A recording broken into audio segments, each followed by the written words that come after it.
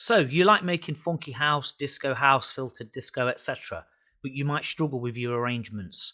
Let me show you how easy and quick it is to kind of minimize all of those problems that you might have when it comes to arranging a track. If you're using a disco loop, for example, and you've got so far with the arrangement and you kind of don't know where to take it next, I'm going to show you a quick and easy way which just takes away all of that noise, and you can just make a track that's really effective with very little in it.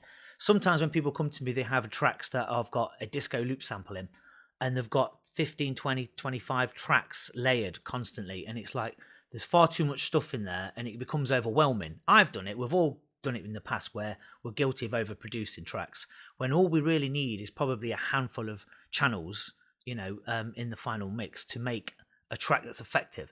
I'm going to show you a disco house course now that I've done, and I'm going to break it down for you, and we're going to go from there. Let me show you.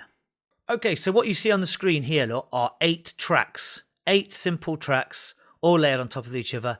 There's a kick, a hi-hat, a percussive beat, a main beat, like a tops, a disco loop, and some stabs from the disco loop, a crash and a rise effect. That's it. That's all there is. And the track is really effective.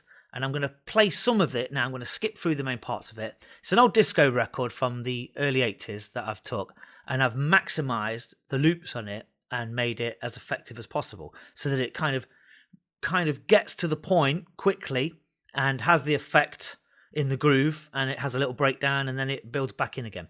So it goes like this. It just starts off with simple drums.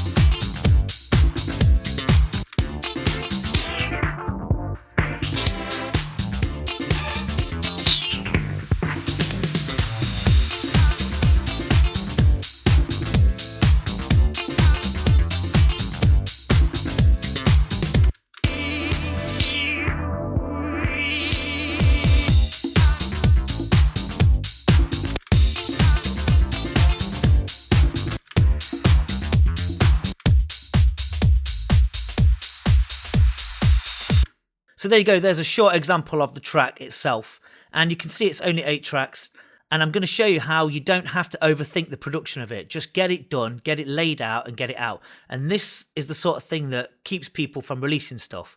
The idea is to release as many tracks as you can using a simple formula, and this formula for disco filtered house is the way forward. So how you do it is basically get whatever loops you're using out of a record. You're going to get your loops that you're happy with. You might even have one loop. You might have 3 or 4. On here, look, I've color-coded them. So you've got 1, 2, 3, 4, 5 loops there. And basically, the first one is the build-up filter. And you can see that I've filtered it up using an auto filter, automated it up, looped the first bar of it. 2, 3, 4, 1, 2, 3, 4. Just loop that and filtered it up. Now it all comes in and changes, and then the second loop comes in, and this will change again, and it drops out the beats, and then that loop plays, and then the next loop is the more funkier, the layers of it. It's got the guitar in there.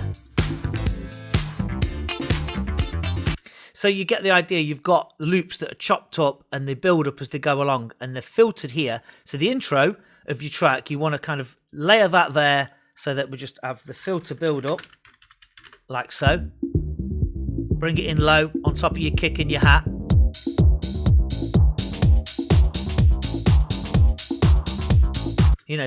Create that kind of momentum, building it up. And then you want to get some sweeps, a simple sweep rise there, look.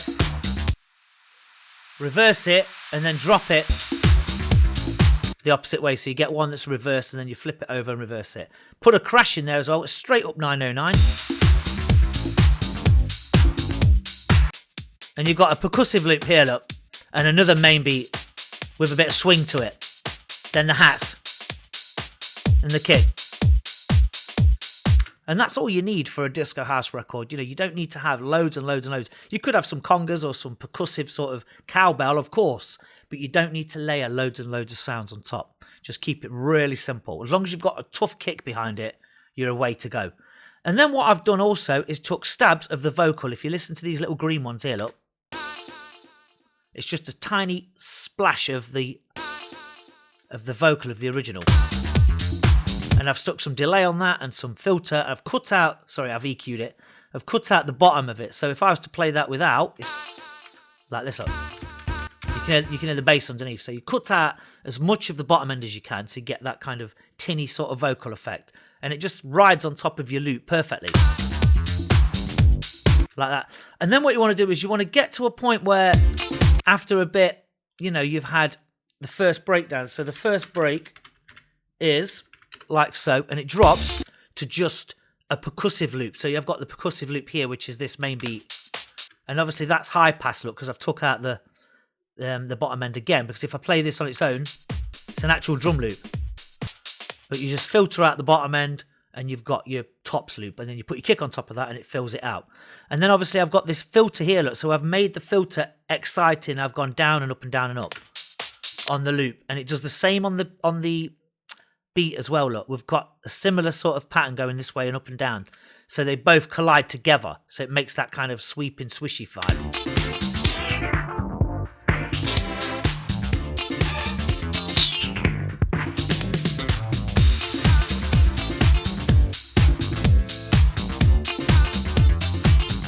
And that little vocal snippet comes in here.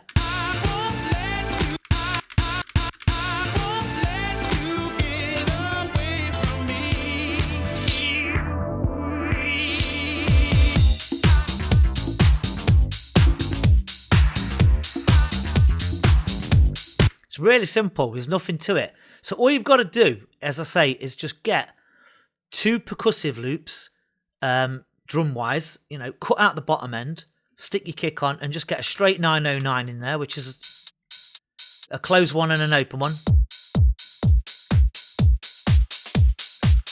Once you've got a solid beat and you've got your loop timed up, that's all you need, as I say. So don't overthink it. Just get your loop sorted and get things put together. And then obviously the crashes, I've got the crashes here, which are reversed. I've put them to audio so that I could reverse it. So I just basically convert them to audio so I could get the reverse effect. And that's it. That's all you want to do. And the sweep's the same, you know, as I've already explained. So in terms of arranging, once you've got your loops, you just do 16 blocks of one, 16 bars of one, 16 bars of another, maybe 32 beats to the bar, and then just keep looping them over, and every so often drop out your drums and have your loop play like this.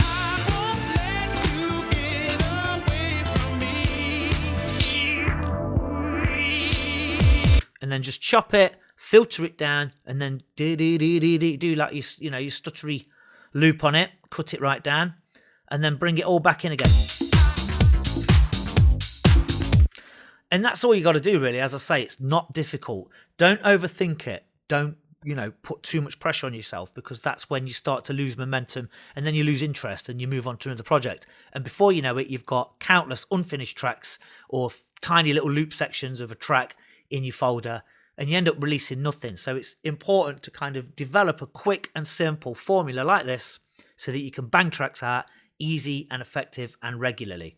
And that's what you want, isn't it? You want to be out there releasing stuff. You don't want to be overthinking it, and you don't want to be spending time, agonizing over certain parts. Just bang it out and get it going. And that's all I've done with this one. This is a course that I did last year. And you can buy this course. It's available on my website on the link below, along with many, many other courses that I offer on my website. You can register at the site for free. And there's loads of free courses on there that I offer as well. So if you want to learn how to do this sort of thing step by step on the videos on the course on the website, then this is available, and you can learn how to make disco house effectively and quickly. So that's it, really. There you go. There's a disco house record that I put together for a course, and if you want to take the course, it's available on the website. There's also a few free disco courses on my website, so you might want to take advantage of those as well over at waxadisc.com and register for free, and you get access to all the courses that are free. There's a disco one, which has got 5 subgenres in. There's deep house ones. There's an old school techno one, etc. There's all sorts of stuff on there. So if you're interested in this course, give me a shout, and this is how you make a track effectively, quickly. Don't overthink it.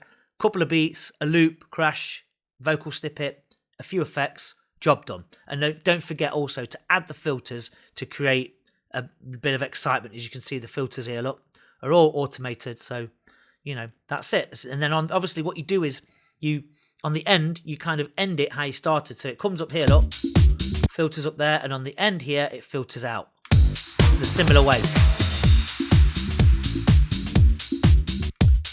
And it drops right down to nothing, pretty much rumble.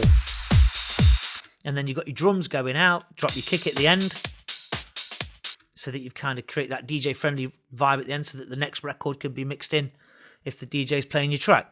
So that's it. Don't overthink it, and don't over produce it on the lengthwise as well. 6 minutes, 6.5 these days is maximum for a lot of disco house records. It used to be 7.5, 8 minutes. Like, we don't do that anymore. There you go. There's some tips for you. If you're interested in this course, give me a shout. Click the link below, and I'll see you in the next video. Hopefully that helps you guys. Thank you, and I'll see you soon.